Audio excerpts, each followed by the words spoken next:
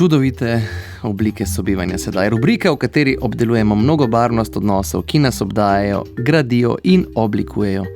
Priporočam se za kakršnokoli zgodbico, bizarno, čudno, lepo, simpatično, groteskno. Razpišete se lahko na mojem Instagram računu @korisbokal ali pa kar na delovnem mailu boris.gokal@rtvslov.si. Čez vikend sem od poslušalke Ane, ki je zdrsnila v moje DM-se, dobil tole zgodbico. Stara sem 33 in pred kratkim sem začela hoditi ven s tipom, ki se že konkretno bliža 40. Simpatičen model, inteligenten, ujela sva se, a priznam, da sem že precej hitro opazila par red flagov, kot se zdaj baje reče. Ko sem se kdaj malo in precej nežno pohecala iz njega, je hitro postal užaljen.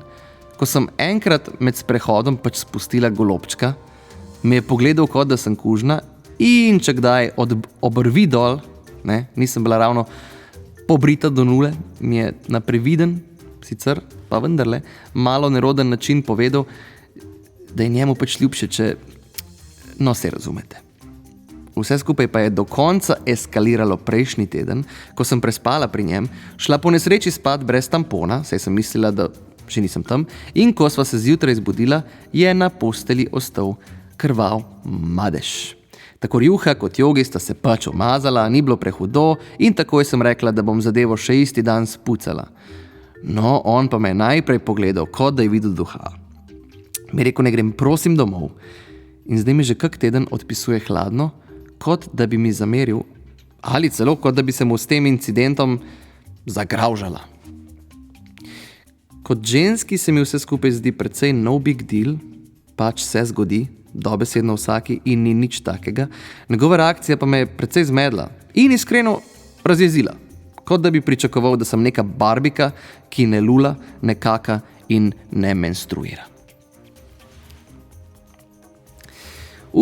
Kaj ne rečem, vsi imamo svoje zadržke, svoje muhe, komunikacija je itak ključ, ampak recimo, vem, da smo že vsi slišali gostilniške pregovore o pravih mornarjih, ki plujejo po Rdečem morju in pogumnih vitezih, ki se ne bojijo umazati svojega meča, ampak v mnogih kulturah, tudi pri naših slovanskih prednikih recimo, je spolnost recimo med menstruacijo dejansko zelo močen ritual povezovanja dveh duš v globoki intimi.